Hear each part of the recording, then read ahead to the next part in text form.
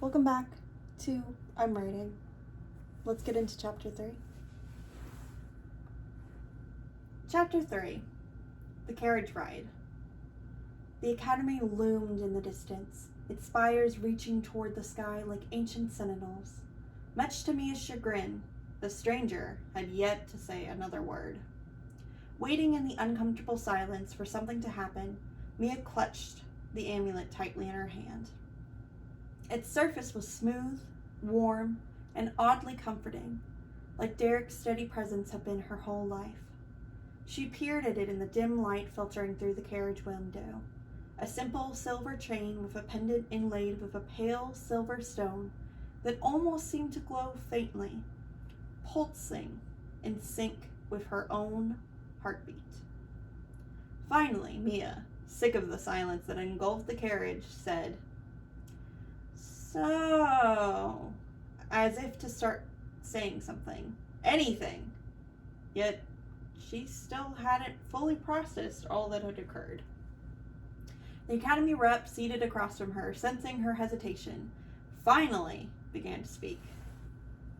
"Your brother cares for you deeply," he observed, his tone devoid of the sharp edge he had used with her mother. His piercing blue eyes regarded her with a mixture of curiosity and approval. Not everyone received such a gift upon their departure.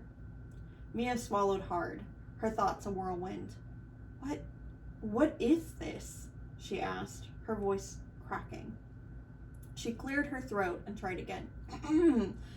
"Why would Derek give me this?" The man leaned back in his seat, resting one ankle on his opposite knee. "It's an amulet of grounding," he explained. His eyes briefly flickered to the glowing stone. "A rare artifact. It will help anchor your magic in moments of chaos or overwhelming power.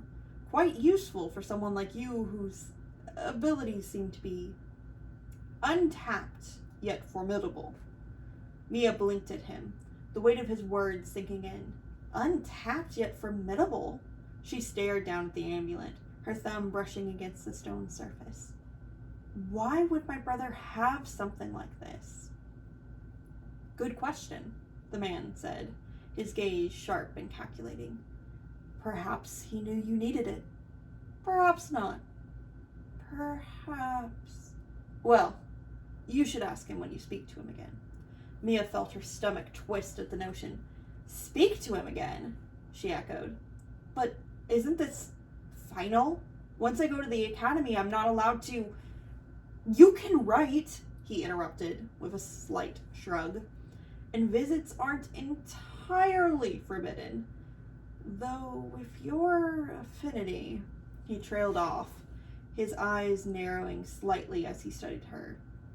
"You'll likely find yourself occupied. Mages like you are often highly sought after, even more so if their control is unique." Mia's heart thudded in her chest. Her affinity, her magic, this thing that she had worked so hard to discover and master on her own, only to now realize she was a complete novice in the larger world of magic. It wasn't until he'd shown her how deep her magic could go that she recognized that she'd only been using a fraction of her power. "Did you know how powerful you are? Is that why you were so desperate to go to the academy?" he asked, suddenly, his tone almost too casual. Mia hesitated, unsure of how to answer. She wasn't even sure herself.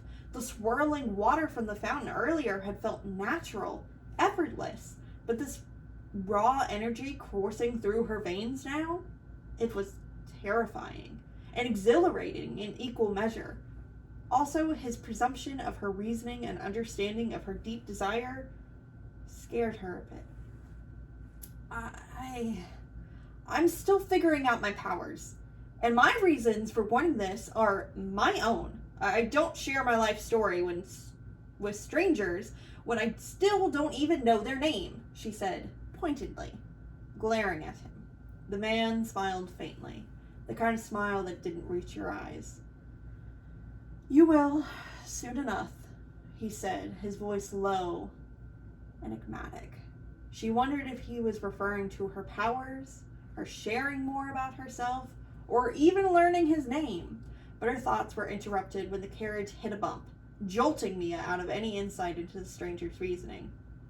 She glanced out the window, watching as her home disappeared from view, swallowed by the shadows of the encroaching forest.